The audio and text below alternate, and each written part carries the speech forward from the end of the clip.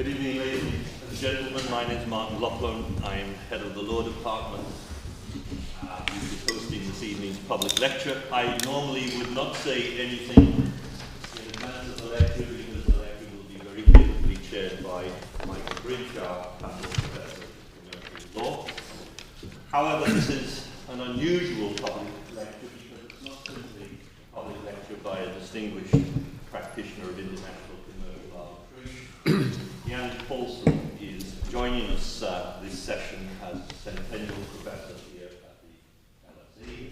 We're delighted to welcome him. So in this sense, it's not simply a public lecture, it's Jan's inaugural lecture as centennial professor here at the LSE. And so before passing you over to Michael's capable hands, I should just say thank you very much for coming here this evening. Thank you so much, Jan. Over to you, Michael. Ladies and gentlemen, it's my great pleasure to welcome Jan Paulsson and introduce him in his role as Centennial Professor, delivering a lecture that is entitled, and you may have seen a slightly different title circulating earlier, The Role of Arbitration in the Emergence of Transnational Law, Arbitration's Fluid Universe.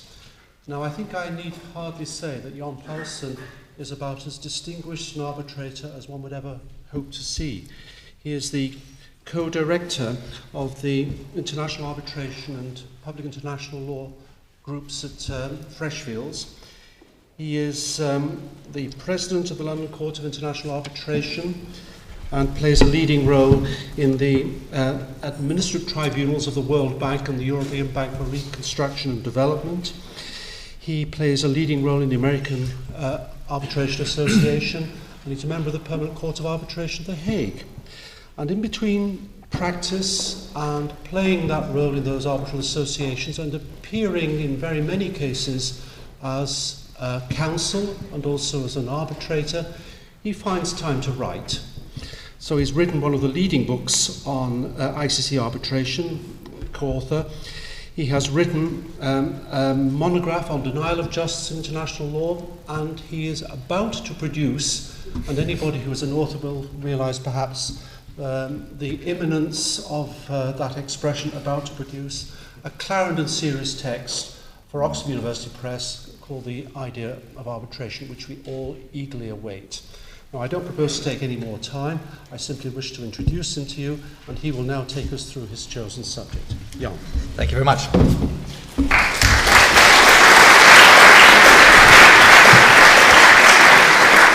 Thank you all for that welcome. It is indeed a pleasure for me to join the faculty of this distinguished institution, and particularly pleasant for me to join my colleagues Antea Roberts and Jan Kleinhaster-Kamp, who I think and hope will work with me. I will work with them to foster an environment at the LSE which is conducive to stimulating and advanced scholarship in our field. Lectures on legal theory tend to have two things in common. First, the speaker is convinced of the transcendent importance of his subject, holding forth with ardent intensity to the point of losing track of time. The second thing is that the audience is perhaps less likely to perceive that they are being treated to something in the nature of earth-shaking revelations, because after all, those things only happen once in a blue moon, so they tend to be restless, likely to daydream and perhaps long for release. Nevertheless, I shall try my luck in addressing you on some theoretical matters relating to arbitration. I hope that it is not too much to ask of an English audience that they for once sample this fare, which is not familiar in this country. Indeed, I can broaden my observation, but I can think of no work at all, dealing with its theory. You can get incidental reflections in other works, but nothing head-on. In the French language, one might name a dozen theoretical works off the top of one's head, none in English. Yet surely we know that when the world moves, it is moved by ideas, not by know-how. Ideas guide our lives, know-how helps us merely get through the day. My question is this: what is the legal ordering that gives effect to the social institution we call arbitration? What is it that makes arbitration lawful and awards binding? Since this is a lecture and not a debate, I can choose my enemies in order to do battle in comfort. On the one extreme, we have what I will call the dogmatic territorialism of Francis Mann. On the other, what I will call Parisian poetry. You will understand that I wish to guide you into the safety and soundness of middle ground. Here is what you should conclude, I'll tell you right now. Arbitration derives its legitimacy and its effectiveness from an unknown number of potentially relevant legal orders. The second and final part of my remarks will be to explore this pluralistic world in which modern arbitration thrives. I will not ask you to approve this world, merely to acknowledge that it exists, that it is in the ascendant, and that the varied combinations of legal orders in which it operates are not limited to those established by states. With the result that we are best off recognizing that the pluralistic reality has expanded so far that we need a new fourth paradigm. The great paradox of arbitration is that it seeks the cooperation of the very public authorities from which it wants to free itself. The law of arbitration, as traditionally conceived, is the manifestation of this very tension. What will the state tolerate? To what will it lend its authority and power? Are arbitrations by necessity legally connected to a particular jurisdiction? If so, is it correct to say that only the law of that single jurisdiction may give effect to awards? Can arbitration function without the support of a particular state? As the once exclusive orderings of states disintegrate, these inquiries become not only more interesting, but indispensable. Allow me to introduce a fictional maître du pont of Geneva, appointed by a Swiss Chamber of Commerce to decide a dispute between two Swiss parties who do not even own passports. What would Maître du Pont conclude if she sought to identify the legal authority, the legal foundation for her authority? She might start with this reasonable working hypothesis. She expects that she will receive evidence and written submissions, will hear from parties, witnesses, and lawyers, will evaluate contentions put to her with respect to alleged breaches of contract, and finally, will prepare and render an award which upholds or rejects claims. She assumes that the parties, like it or not, will comply with her decision. Such is the usual narrative of an arbitration. This sequence of events, she might well reflect, seems to be a very legal process, yet has very little to do with the authority of the Swiss Confederation. She is not a public official and was not even appointed by a public official. At no point from beginning to end were any public officials involved or even informed. Every theoretical question leads to another. Is any legal foundation for her authority required beyond that of the parties' agreement? What is the source of the right and duty to arbitrate, of the authority of the arbitrator, or of the effectiveness of awards? Must that source be a specific national legal order? The prospect of taking the full step to first principles, the definition of a legal order, is not certain to make any audience rejoice. After all, this is a domain to which swarms of exceptionally erudite and disputatious scholars have devoted pages as countless as the stars, destined to be read, it seems, chiefly by others intending to add to the production. Perhaps it is possible to keep things simple. First, what do the territorialists tell us? Our planet is divided into plots, each attributed to a jealous state.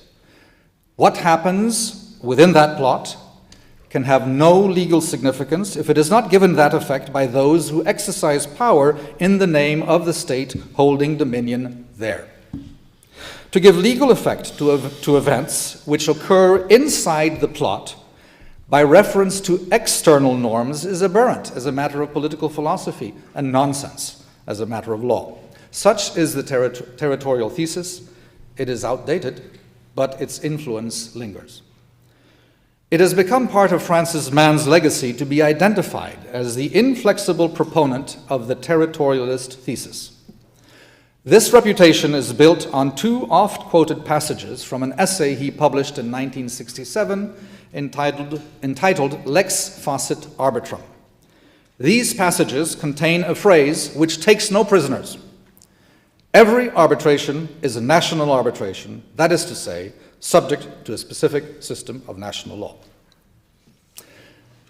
On a subject of this importance, it seems extraordinary to treat this soundbite as a locus classicus. The focus of Mann's article was the law to be applied by arbitrators, not the legal foundation of arbitration. His article attacked those who argued for the freedom of arbitrators to base their decision on perceptions of equity or of supranational norms.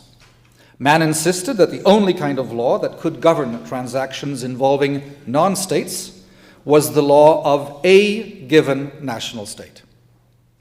He may well have been seeking to protect arbitrators from taking what he perceived to be excessive license, leading to perceptions that arbitration is a tool for law avoidance in conflict with the public interest. Be that as it may, it's not our subject tonight. The article makes no distinction between identifying the law followed in making an award, on the one hand, and, on the other, the law that gives effect to the undertaking to arbitrate. This confusion means that the phrase I just quoted is merely an incidental assertion having uncertain connections with the core of Mann's article. One can understand the territorialist model as a product of attitudes prevalent until the middle of the 20th century. But it does not fit the realities of an international society no longer constrained within national units. A world in which, moreover, national legal systems understand this new flux. Looking again at Switzerland, the law there allows foreign parties to stipulate that there may be no recourse against awards. The fact that few avail themselves of this option of waiver does not make it less valid as an example. So, in the case of such a waiver, even if the losing party contends that the arbitral tribunal violated its right to be heard, it could not seek to have the award set aside by the Swiss courts. This serious alleged violation would naturally be subject to the control of courts asked to enforce the award. But then we instantly see that Mann's famous phrase is wrong. If the courts of another country examines the award and find it eligible for enforcement, it cannot possibly be said that this is so because the award finds its foundation in Swiss law. This point is driven home when one considers that a third country would be fully entitled to take a different view and declared that, to the contrary, the award was obtained through a defective process. Once again, the Swiss position would be hypothetical and irrelevant. Surely the word pluralism is a posit. Consider the case of an arbitration taking place in country A. An award is rendered there. Assume the courts of that country reserve the power to overrule an arbitral tribunal if they find a simple error of law, and that there is thus a possibility of ordinary appeal. Most countries' judicial systems, whether by the operation of multilateral conventions or by unilaterally applied principles of comity, are prepared to enforce a foreign arbitral award only if satisfied that the award is binding. The law of country A will naturally have rules to determine whether an award rendered in A is binding. That law may hold that an award not be binding until it has resisted appeal or unless no appeal has been lodged within a certain period. But nothing prevents country B from legislating and acting upon a rule to the effect that an award by an arbitral tribunal constituted according to contractual agreement, wherever rendered, is binding for the purposes of enforcement in B at the moment it is pronounced. As the numbers of transborder arbitrations increased exponentially over the past half-century, it became unavoidable that a number of national legal orders could have an impact, and in different ways. To take stock of this development, however, and to perceive the conceptual shift it commands, took time. First, although there were many international arbitrations throughout the 19th century and well into the 20th, they were conducted pursuant to treaties. Their legal order was therefore, perforce, that of public international law. The underlying disputes were occasionally commercial in origin, but the claims were made by states on behalf of their nationals against other states. There was, at least conceptually, only one overarching international legal order.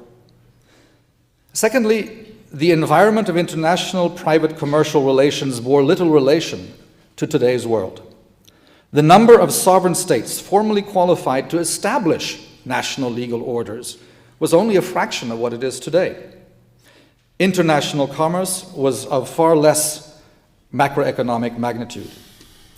It tended to involve simple, short-term transactions, and of course, much overseas trade was of an intra-imperial nature, with the effect that disputes were subject to the metropolitan legal order, be it English or Dutch, Portuguese or Soviet.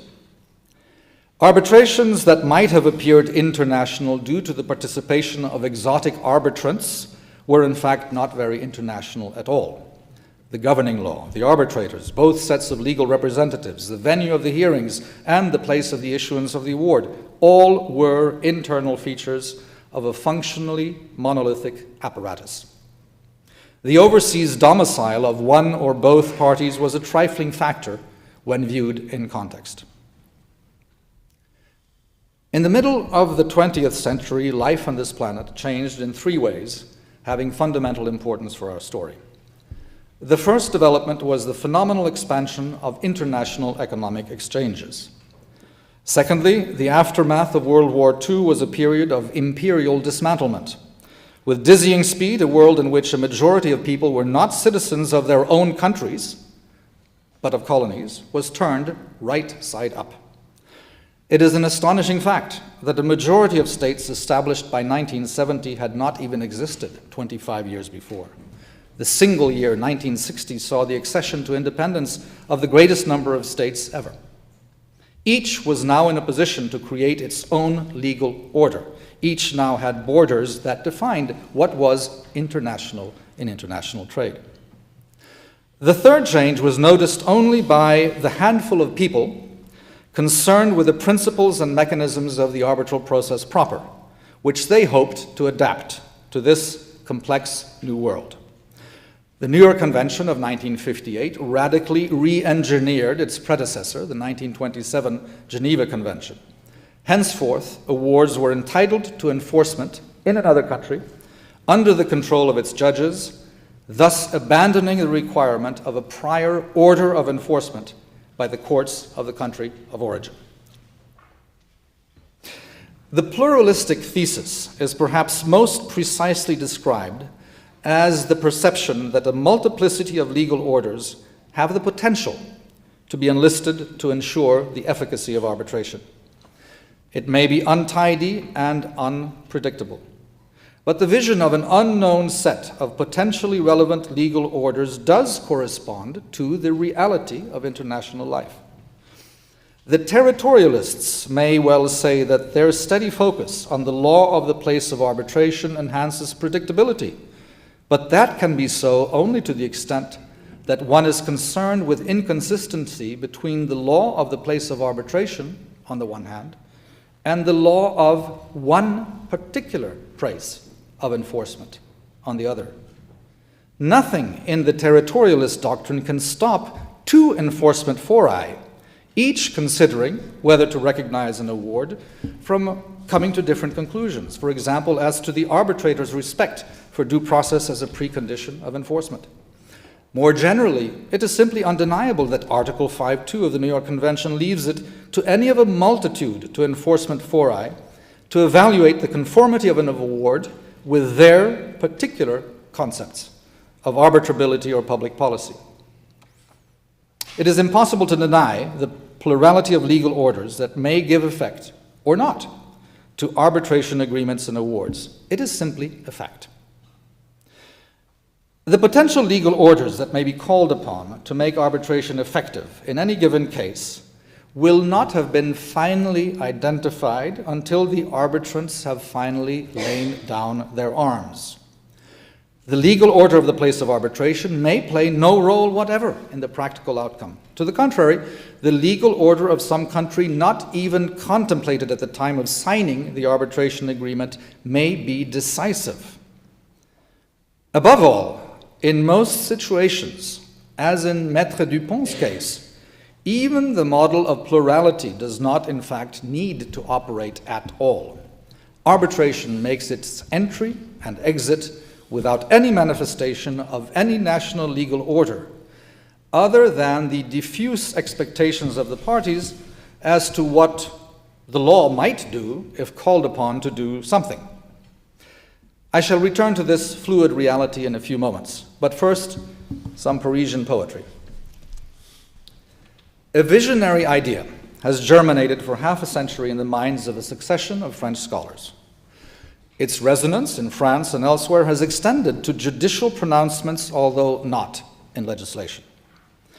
The latest avatar of this intellectual project is a succinct monograph published by Emmanuel Gaillard last year, Aspect philosophique du droit de l'arbitrage international, in which the author answers the fundamental preoccupation with respect to arbitrators' power to judge, by reference to something he describes with ostensible simplicity as not being part of any national legal order, be it that of the place of arbitration or of the place of execution of an award.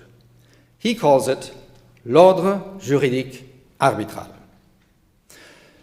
It is easy to see why this third thesis rejects the territorialist approach, but why is it not content with a pluralistic thesis? Gaillard does not challenge the correctness of the pluralistic thesis, but rather its consequences. The danger that we may founder on something he refers to as, it's quite new, the reef of lex executionisme. He explains that this shipwreck would be the result of having to consider that the legal foundation of any award must be the totality of all legal systems which might be called upon to enforce it. This would, he argues, give primacy to the least favorable norm, in de favorem arbitrandum. Hence the need for this third conception of the legal foundation of arbitral efficacy. If, in fact, the pluralistic model worked in this fashion, there might be a starting point for Professor Gaillard's logic. Fortunately, it does not. Arbitrators do not examine the validity of the arbitration clause or of their appointment under the laws of every country that might conceivably be approached as an enforcement forum, nor do they have a duty to do so. Indeed, that task would be impossible unless they could read the parties' minds and predict future tracing of assets. Moreover, if Gaillard's vision were correct, any tribunal, including a woman or an atheist, should declare itself lacking authority because somewhere a possible execution forum might require that arbitrators be male or that they profess a certain faith. Gaillard's reference to the rules of the ICC and the LCAA, which instruct arbitrators to make every effort to make sure that awards are legally enforceable, seems misplaced.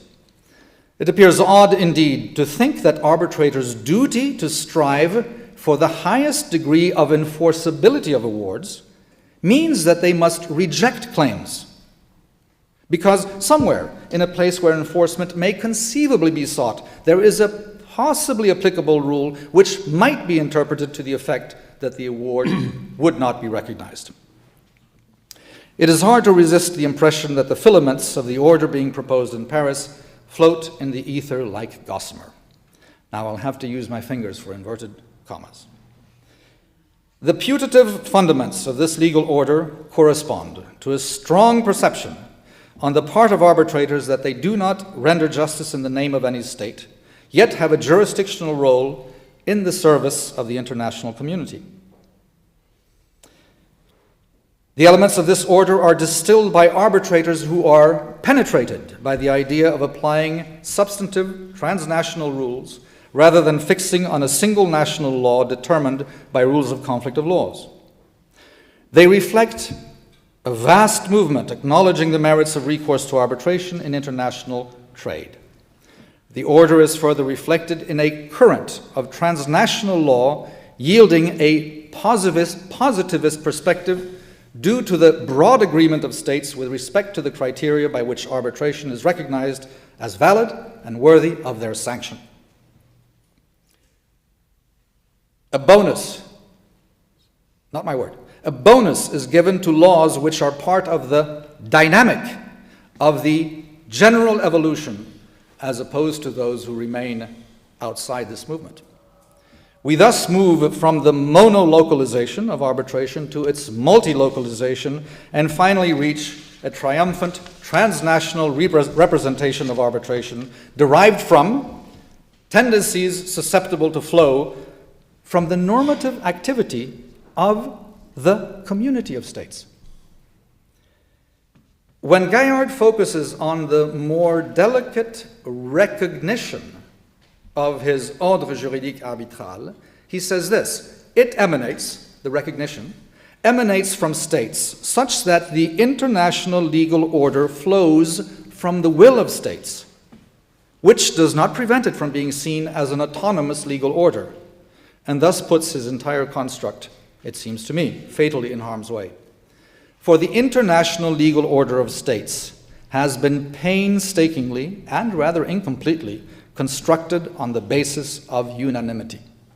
States have never accepted that the norms of the international community could be derived from progressive tendencies as embraced by other states. They insist on their own individual adhesion. They're even less likely to embrace such amorphous norms as limitations on their laws in their national space when dealing with private law features like arbitration. Gaillard contends that this order is not, as he puts it, opposed to national law, but on the contrary is founded on the normative activity of states.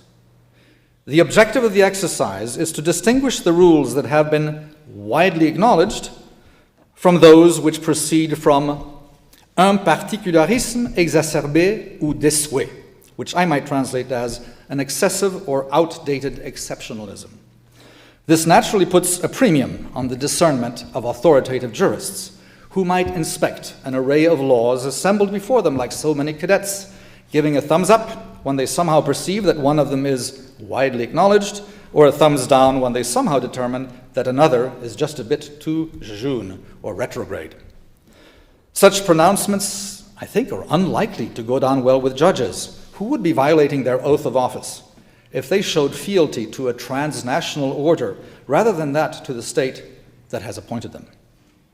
Above all, even if this third thesis were correct, it is difficult to see how it achieves anything not already available under the pluralistic thesis. If national judicial authorities embrace awards that apply transnational norms or trade practices, there is no warrant for leaping to the conclusion that they are thereby acknowledging another legal order any more than their acceptance of, let's say, customs of the diamond trade means that they recognize a legal order emanating from Antwerp. What courts say is quite simply an expression of the legal order of which they are a part. It can be nothing else.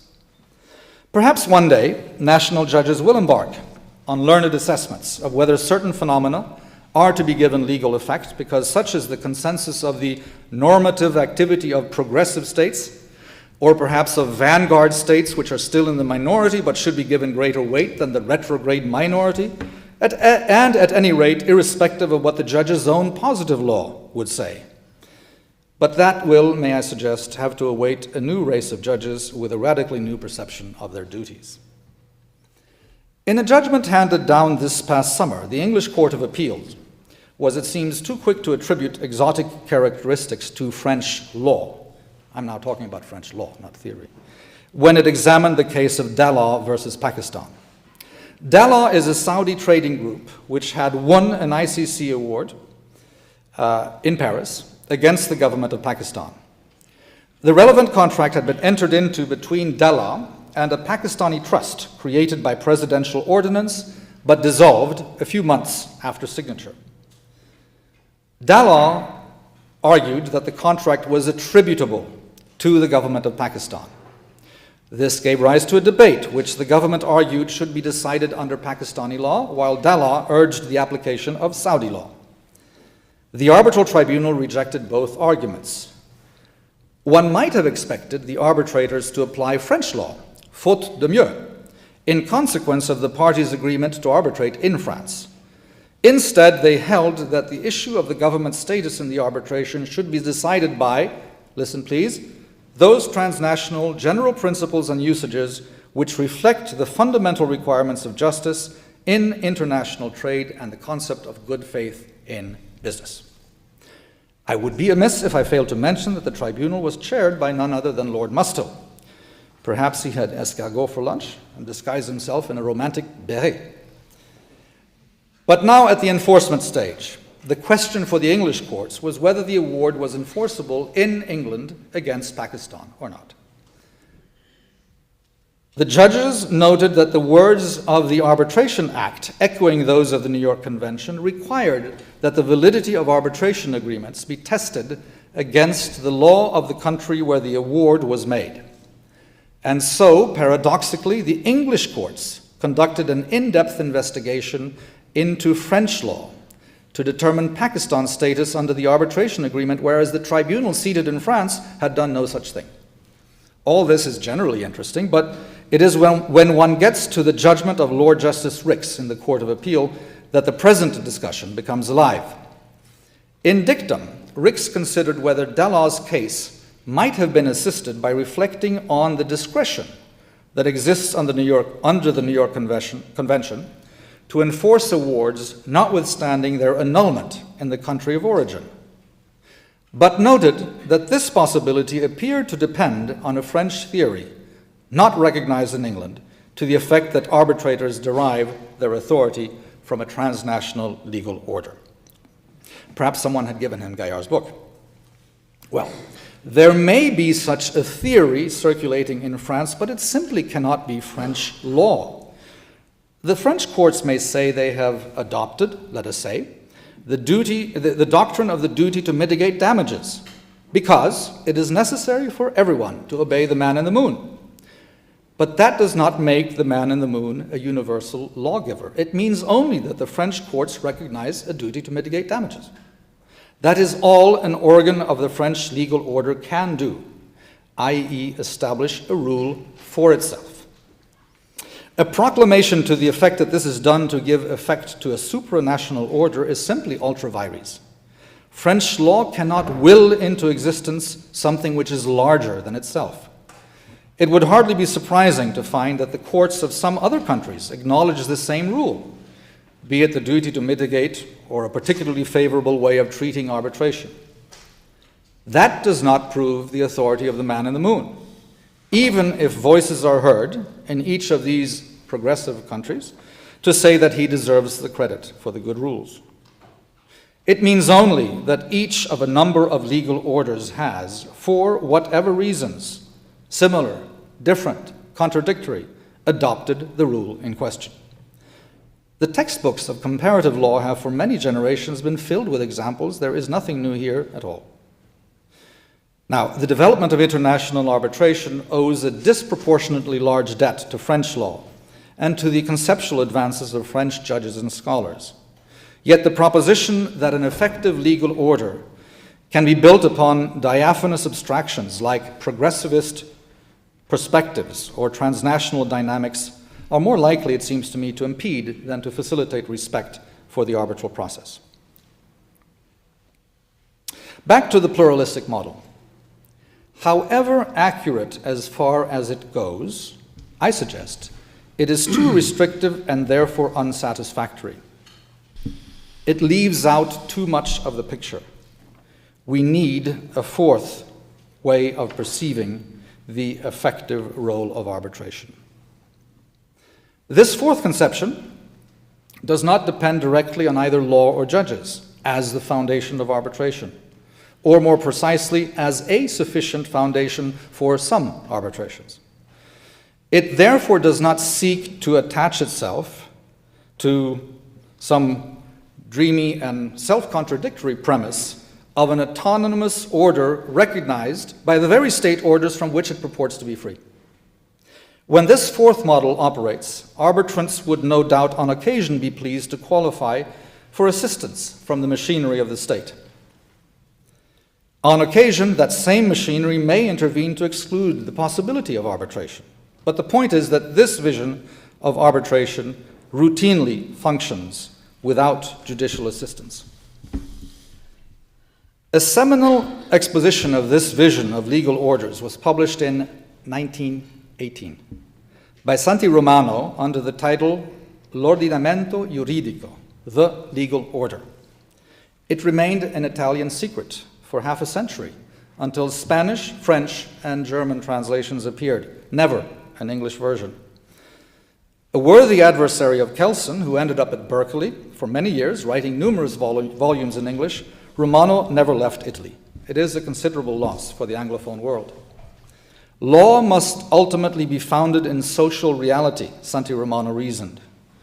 Social reality may create a legal order that ignores the formalistic insistence on an elusive ultimate norm, be it Kelsen's Grundnorm or, to anticipate, Hart's secondary rules of recognition. For Romano, every organized social group is a kind of legal order. It may be superior or inferior to a nation state, or even parallel. The international community, an institutionalized church, subnational collectivities, professional and trade organizations, associations of myriad types, even families, including criminal familias. Social groups capable of generating a legal order are not, in Romano's view, limited to those without which the individual cannot survive. They include voluntary communities from which the individual may exit.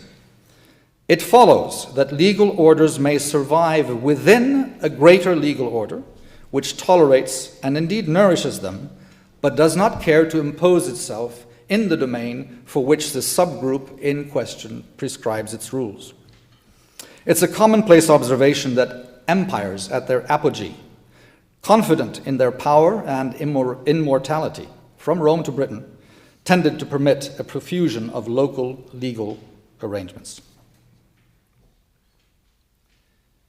When the structures of the state do not succeed, we observe, as a matter of fact, that other arrangements fill the void. Indeed, such non-state mechanisms may surpass or ignore less vital institutions proposed by the state. I suggest that Romano's reality is in the ascendancy. It may fill the vacuum when public institutions fail.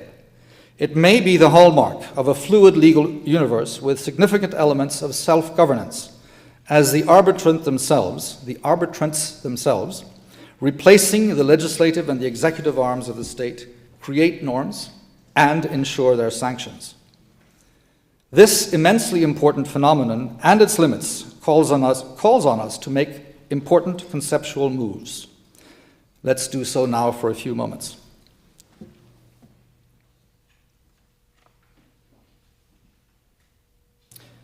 The proponents of pluralistic, overlapping legal orders create an unnecessary difficulty for themselves when they concede that non-state orders do not view themselves as engaged in governance. To take one prominent example, Boaventura de Sousa Santos, an eloquent proponent of legal pluralism and what he calls the great variety of legal orders circulating in society, seems to be unaware how far things have gone when he quite inaccurately accepts that state law is distinctive in being, as he writes, the only self-reflexive legal form. That is, the only legal form that thinks of itself as law. Conversely, skeptics make their case easier by asserting, without any basis for doing so, that non-state arrangements cannot qualify as legal orders because they do not have the ambition of governing.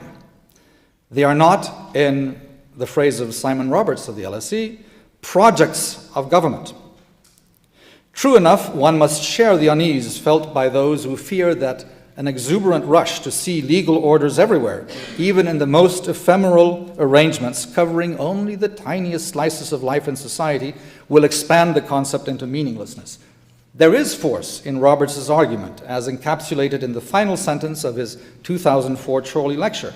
I quote, "Uncoupled from governing, decentered law, like decentered regulation, may well be found everywhere. But in representing it like that, we risk losing all sense of what it is." This notion of law uncoupled from governing merits greater scrutiny. The truth is that the formal apparatus of positive law, proclaimed by a great number of institutionally defective states, are de facto uncoupled from governing, while a number of non-state orderings are fully engaged in governing significant spheres of activity. True, vast meanings should not be ascribed to trivialities like the law of queues, or the law of family reunions, or perhaps the law of faculty meetings, whatever their interest to sociologists. But that does not exclude the possibility that non-state arrangements may lay serious claims to qualify as legal orders. They are impersonal.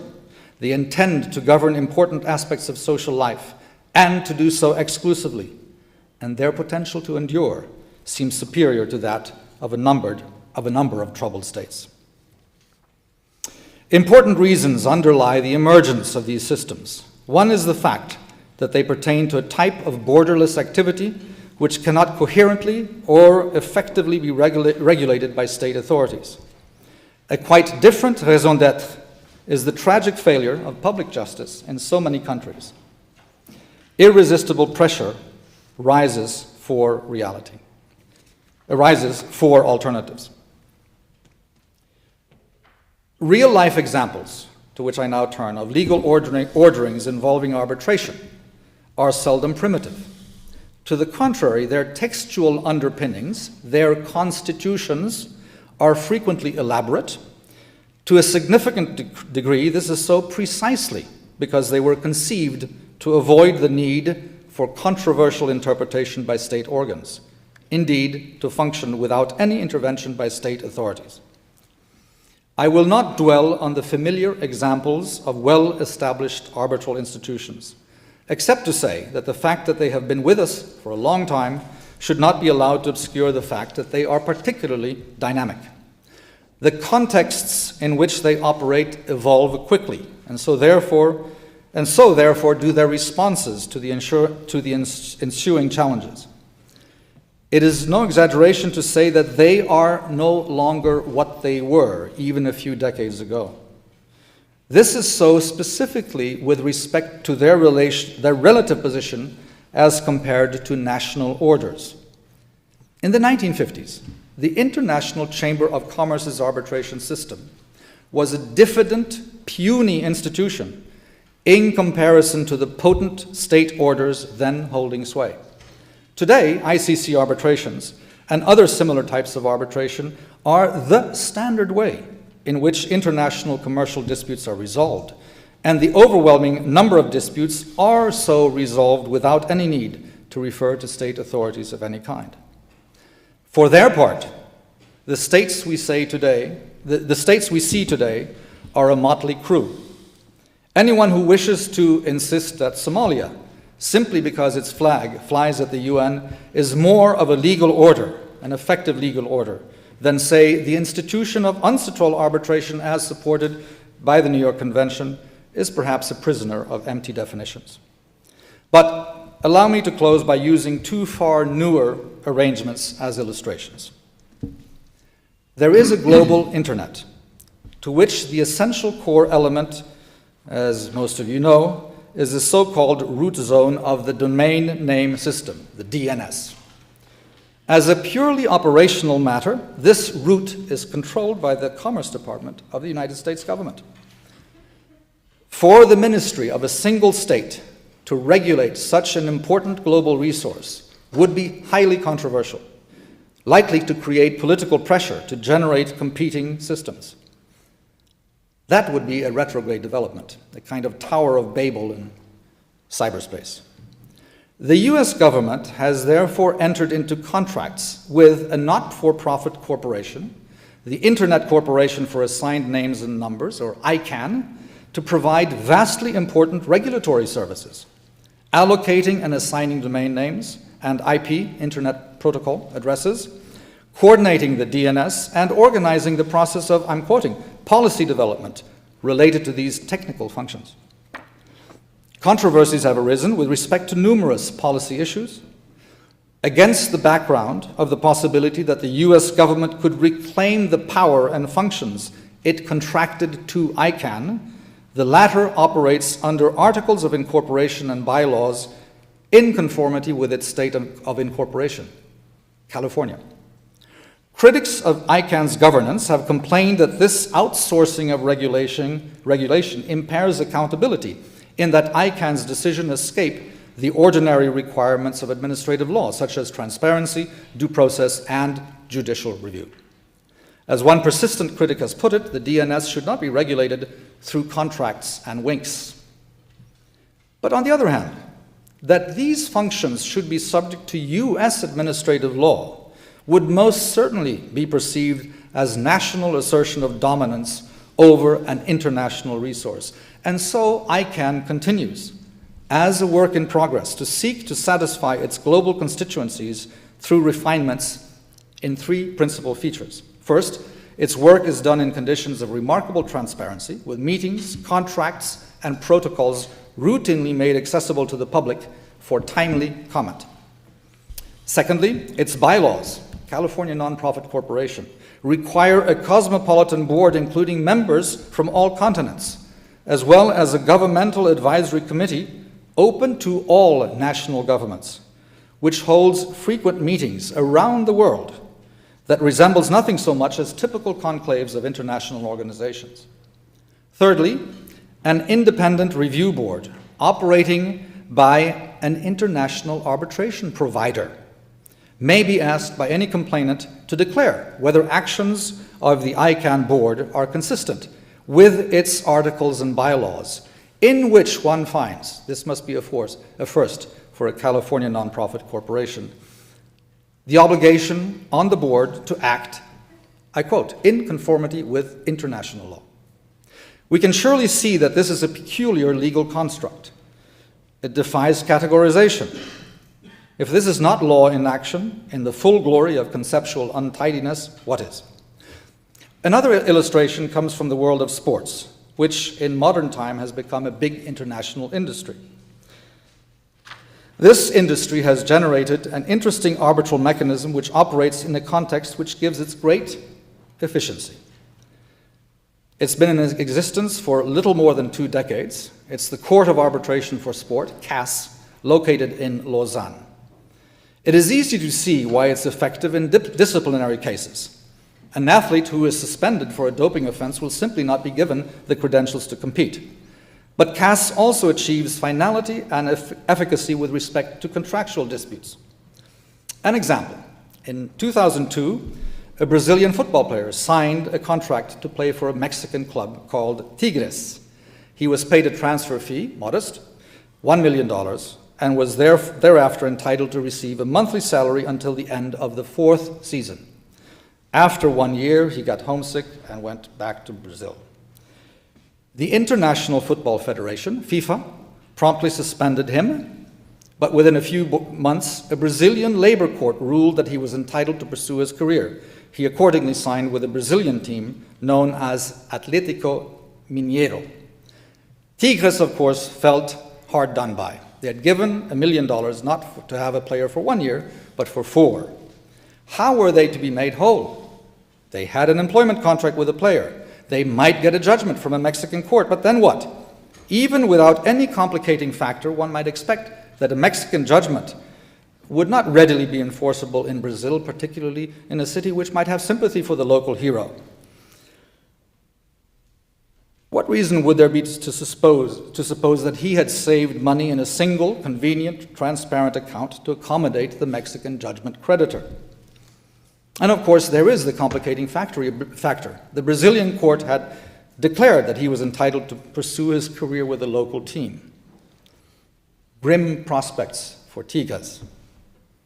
But that was before consideration of the modern context of the globalized football industry and the role of CAS as a backstop of that context. The fact is that Tigres had no difficulty enforcing their claim. First, proceedings were held in FIFA, and a FIFA panel said that Tigres were entitled to restitution of the full $1 million. An appeal was lodged, as is possible under the FIFA statutes, to CAS, where full arguments were heard, and CAS decided, applying Swiss law and the FIFA regulations, that the proper damages were not $1 million, but $750,000, a deduction on account of the 1 year played.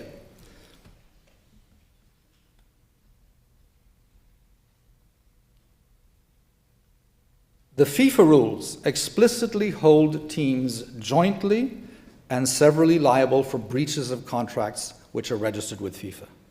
Accordingly, if the player failed to pay the $750,000 within 30 days of the award, Atlético Mineiro would be required to make the payment.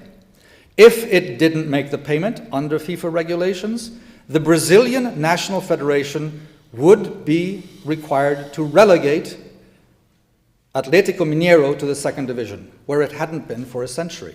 Unlikely to happen. If you imagine that this was a team, unlike Atlético Mineiro, in financial difficulty and would just have to take its lumps and go into the second division, well, by not seeing to it that this judgment was properly enforced by the National Federation, by the team that had employed the player, the National Federation is suspended from international competition. Brazil doesn't play in the World Cup. Inconceivable. An effective arbitral system. The fluid legal order in which arbitration operates undoubtedly works in practice, but as the old joke asks, will it work in theory? The sting in this witticism is not that theory is inevitably useless, but that when a phenomenon may be observed in practice, it is useless to propose a theory that cannot accommodate reality. Looking at the world today, we can happily abandon, indeed, we must abandon, the formalistic dead end of the exclusively statist model. Thank you for your attention.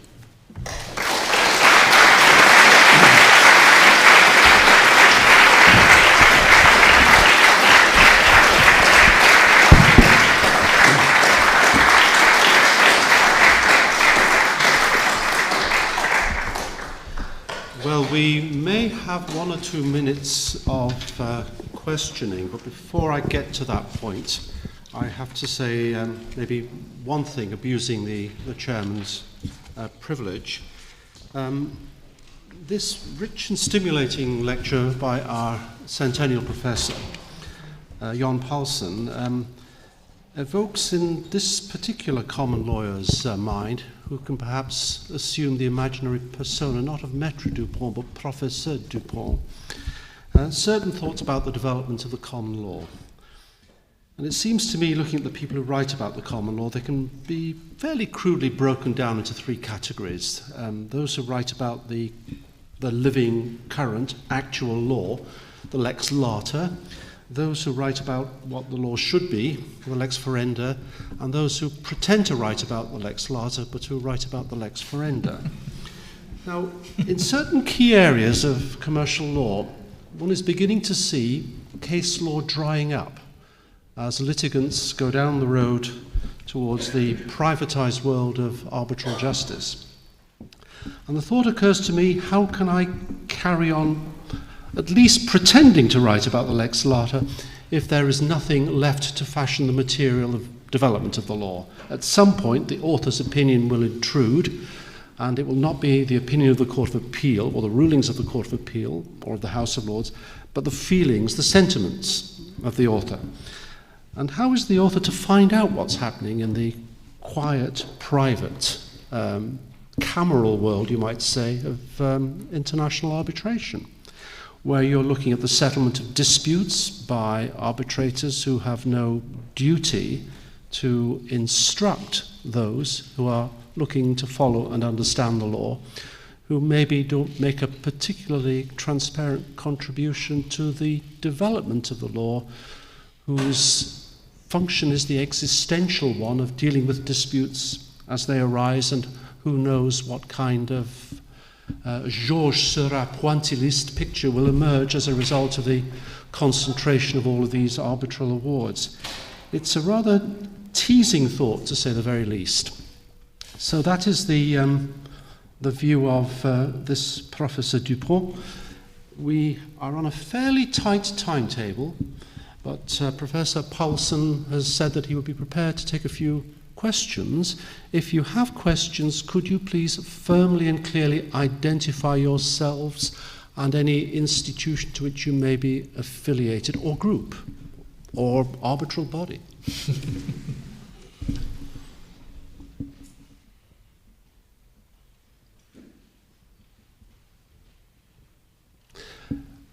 Professor Paulsson has also said, if you're shy, he'll be prepared to take questions at the reception afterwards. I do see somebody in the corner. It's not going to be the first one, but it's better to have one not very good question than no questions at all. My name is Yaroslav Krivoy, and I will be joining Freshfields in a few days, so I'll be working here in London. And my question also, well, sort of follows up on your observations about the transparency and the nature, the absence of any checks and balances in these new systems which exist on their own and which are very often fueled by high legal fees and by inventiveness of lawyers and by those who can afford those lawyers, as opposed to, let's say, some indigenous communities in Latin America or some civil rights groups which cannot afford expensive lawyers to go, let's say, to ICSID or to other international arbitration institutions. Thank you very much. Well, I was looking for a reference in my note to a comment which I would have made if I'd had time, where I believe ultimately, if you read Hart very closely, you find that he moves quite a long distance in the end away from Kelsen, and I think toward Romano, if he'd ever heard of Romano or been able to read him, in saying that ultimately nothing succeeds like success. Or actually what he meant was only success succeeds, which means that the legal order in question will work only if it is accepted. So my answer to the checks and balances, if no system is likely to endure very long in the absence of the recognition that it does have checks and balances and that the powerful, influential party will win. I think that's I think that's the safeguard we have, and that is true for national legal systems as anything else. In fact, Michael, I would suggest if you're on this horse, take it the whole way. Why stop with arbitration? Professor Owen Fiss of Yale Law School in the Yale Law Journal, 1986, wrote an article with a deliciously short title, Against Settlements. And he was campaigning against US courts, militating in favor of settlements and ordering parties to go away and think about whether they couldn't settle the case. A dereliction of judicial duty. Well, of course, litigants subsidize the development of the law. It's their function.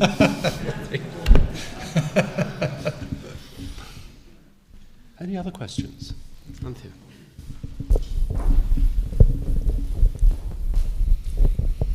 I was wondering to what extent your theory about arbitration differentiates between international commercial arbitration and other areas of arbitration like investment arbitration. Do you see different theories emerging, or do you see a common theory throughout? And I was also wondering, with your sort of idea of this as a form of governance, whether you connect it all with the global administrative law project, and they're sort of starting to move towards looking at arbitration and looking at some of the critiques of exactly the sort of things that you are also focused on, but from a different direction. Well, depending on the social environment, the social group which has created the particular arrangement, ordering, whatever you want to call it, there are other interested parties knocking at the door and wondering what's going on because they are affected by it. And that, of course, is different depending on the particular context you are in. It is not true, however, simply to say that arbitrations that arise out of international treaties are of one genus and international commercial arbitration are of another genus, just by reference to its genesis in an arbitration clause in a contract. Because the truth is that something on the order of 1/3 of ICC arbitrations involve states or state parties, with the important difference that they're often claimants. Nevertheless, it is of interest to the public to see how the state behaves or how a public corporation behaves, even as a claimant. That is one principal difference. And if you get into a pure one-off commercial arrangement, the likelihood of third-party interest is obviously far less, and the interest in establishing legal precedents is less, because it's a one-off contract which one hopes no sensible human being would ever draft again. Whereas if you were talking about the interpretation of a treaty, which might fall to be the stuff of 100 other arbitrations, it looks very different. So the contexts do change.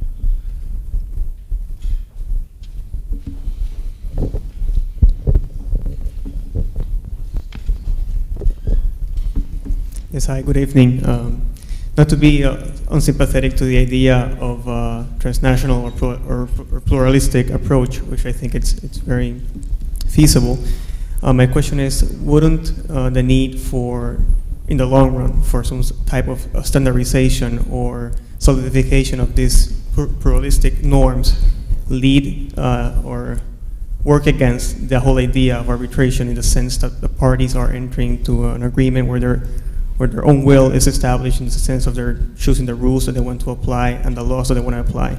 It's kind of the same way why there has been some kind of hesitance in the drafting of procedural norms, because they feel that it just breaks away from the will of the parties to set the process as they see fit.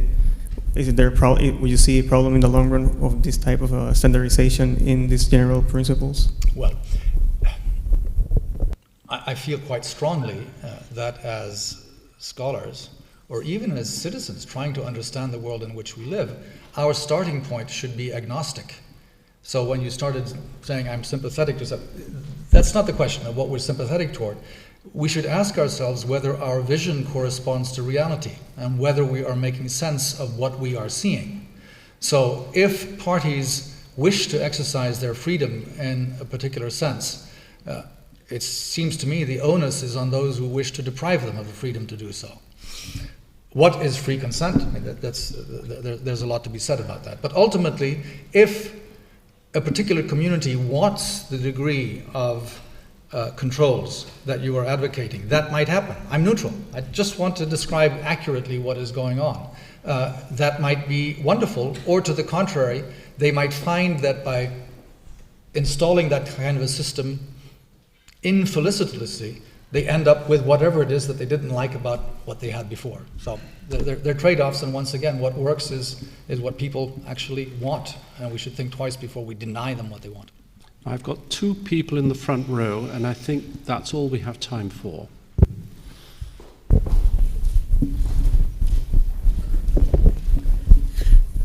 Hugh Collins from the LSE Law Department.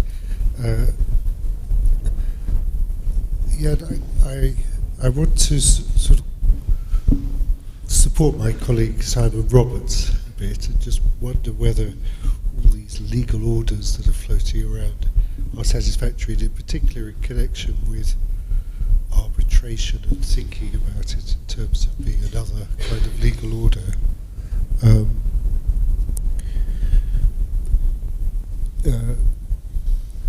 My problem with it is, I suppose, sort of brought up in a controversy that's been raging in England this week about a football match between France and Ireland, where it seems that a handball scored the winning goal and the referee didn't see it, so therefore that's the result. And it seems to me that that's what arbitration's like. You choose your referee, you get a result, whether or not he's eaten escargot for lunch or whatever, and that's it. And then, I mean, you can insulate that decision against any further recourse. But that doesn't seem to me to be the same sense of order, legal order, as one would normally expect in something that claims authority. It's a decision-making process for sure. The referee's word is final, but no one really thinks that this is kind of a really authoritative order that deserves respect in some way. So I'm drawing that analogy because I think arbitration is very interested in getting results. It works, but this idea of considering it as a legal order, I still feel less than comfortable with, despite your eloquent advocacy. Well, the Court of Arbitration for Sport has a jurisdictional rule, which one might call its legal philosophy, which, since you took that example, specifically decrees, well, this actually became an understanding of the case law of CAS, that controversies on the pitch cannot be arbitrated. So CAS itself seemed to be on your wavelength to say that, well, just having a referee and accepting his decision has to do with those tough things in life that are character building, but it's not part of a legal order, and you cannot arbitrate those disputes, arbitrate in the sense of the legal order of CAS. That being said, I think everything that Simon Roberts said in the Chorley lecture, I think are extremely valid. The one crutch he used was to say that these informal orderings don't have the project of governing, and in that, I think he hasn't looked at some of these. Lastly, and very quickly indeed, Martin Loughlin, LSE. I was intrigued, Jan, by what you said about the creation of nation states in the latter half of the 20th century. Up until that, we had a century of empires, more than a century of empires, and then it would appear we have the era of the nation state. Now, maybe the world can't live in the era of nation states, and what you're referring to is not actually the emergence of a can't even say plurality of juridical orders. It's seeing the emergence of a new imperial form. This is Hart Negri empire that is governing the world. Lex Sportiva is taking over. Lex Sportiva and its equivalent is the new imperial structure that is not subject to the conditions of accountability that we are used to through nation-state territorial structures. It's no longer a two-dimensional world, a quilt of divisions around the planet, but a three-dimensional one. And the aspect of depth is just what you're referring to. In some areas, a subgroup of a larger group actually has greater power than the larger one. It's complex. In the area of sports, very simple example. An international competition takes place in Spain, and as it happens, a Spanish bicycle racer is found guilty of doping and is taken to CAS to have his international suspension decided. He points out that according to a royal decree in Spain, you are not allowed to arbitrate doping offenses. Interesting. Why? It's wonderful to have legislative history. The legislative history is that the Kingdom of Spain doesn't trust sports organizations to decide doping disputes because they think that very star performers will be treated too leniently. That actually wouldn't be a concern at the international level. That's not the point. Point is this. The athlete says, this dispute cannot be arbitrated in CAS. You are violating the Spanish law. You ran a race in Spain. I'm a Spanish citizen. What are you doing? Attracting me into arbitration in Lausanne. I don't have a clean answer to that. The answer is power. And why did I say that? If Spain doesn't want Union Cycliste Internationale to organize any more World Cup races in Spain, Spain can continue to take this line and say that the prohibition about arbitration and doping includes international arbitration. Well, the law doesn't make any distinction, but the Spanish government has sort of let it known that that's how they will understand it. This is politics. Right. 3 very quick final points. First, Professor Paulsson is going to be making, we hope, a great contribution to the transnational law project, which is being spearheaded by Anthea Roberts and by Jan Klein Heisterkamp. If you want to know more about it, please visit the department website of the LSE. And there you will find, amongst other things, a wonderful quartile diagram showing the difference between substantive and procedural and public and private, which could almost be rendered in modern heraldic terms with the aid of the College of Heralds round the corner. But it's a very informative document, and it gives you some idea of what we propose to do with arbitration over the next few years. The second point relates to directions for the reception. The reception will be held in the atrium, which is a ground floor room on the corner of Houghton Street and Clare Market. Turn right at the exit, first right, and it's then at the bottom of Houghton Street on the left-hand corner. If you walk past and see the elephant, you've probably gone too far. If you go past the penguin, you've certainly gone too far. And if you meet Captain Scott and his doomed expedition, then there is no going back. So please be very careful. And lastly, in the customary way, I would like you formally to give your thanks to what was a very stimulating lecture indeed.